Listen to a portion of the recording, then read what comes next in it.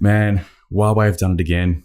P30 Pro. Last year they released a phone called the P20 Pro. This is one serious camera. I shouldn't even call it a phone. It's a camera. It's equipped with a triple lens outfit by Leica. And in addition to this, really we should say quadruple lens. There's an extra lens on it. It's called a time of flight lens. What was that? You give me this funny expression. What the hell's that? Well, time of flight, it basically emits an infrared light signal, and it helps determine depth in an image.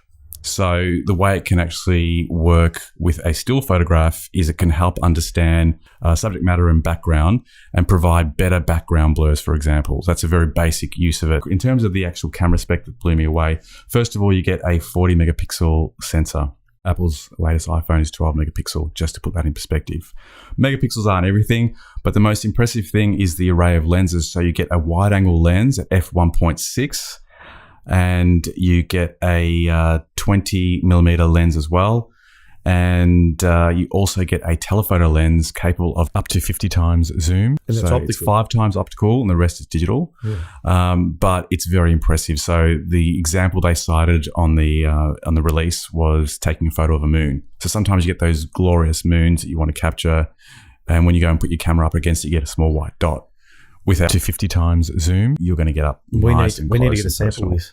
I want to get my hands on it to check it out. But if I was to be purchasing now, it would be the phone of choice. I think it far exceeds the iPhone XS.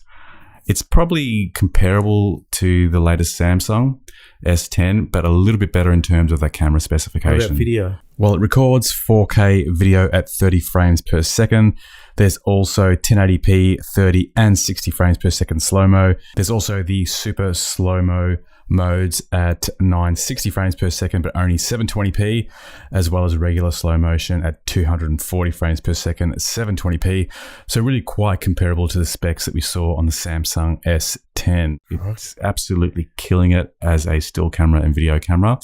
And the quality samples of the photos I've seen are absolutely breathtaking. So I've been a big fan of their last release, the P20, and this has upped it a little bit with that fourth camera, the time of flight, to give it depth control. I think it's going to be a really good feature that we'll see that become really useful in the future as the apps update to take full advantage of it.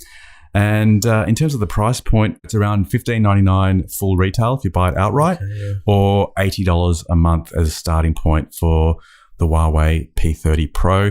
Again, it's all about the camera capabilities, the Leica lenses, and to have a full wide lens, mid-range lens, and telephoto all in one, it gives you that. It's really a DSLR in your pocket, silly. Johnny, we've got to get one for. We've got to test it out this week. We've got to contact Huawei.